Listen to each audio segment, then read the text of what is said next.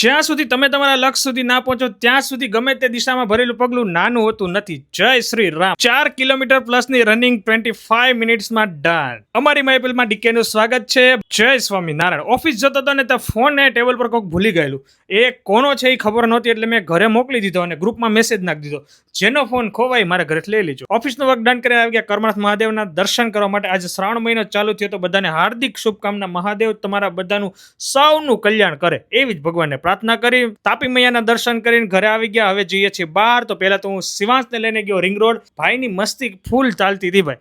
એમની ઈચ્છા હતી ભાઈ રિંગ રોડ જવાનો, એટલે ફાઇનલી એમનું કામ ડન થઈ ગયું ને ત્યાંથી પછી ડાયરેક્ટ ઘરે આવી પૂજાને લઈ અને અમે લોકો નીકળી ગયા હાડુભાઈને ત્યાં. અમારા પાટલા સાસુને જય સ્વામિનારાયણ કર્યા. અરવિંદભાઈ પણ આવી ગયેલા. એ જર્મન વાત કરે છે, જર્મન લેંગ્વેજમાં ચકાચક. જર્મન લેંગ્વેજમાં જય સ્વામિનારાયણ કેમ કીધા મારે પૂછવું પડશે. એને જર્મન લેંગ્વેજમાં કર્યા. આફ્ટર સો લોંગ બહુ જ મોજ કરી. ઘણા સમય પછી ભેગા થયા. ઘરે આવીને મસ્ત નીચે મીટિંગ ચાલતી હતી. અમારી મીટિંગ પછી અહીંયા એન્ડ કરીને હવે ઘરે જવા માટે નીકળી ગયા. ભગવાનને પોતાડીને video and like follow subscribe કરવાનું ભૂલતા નહીં. Bye by.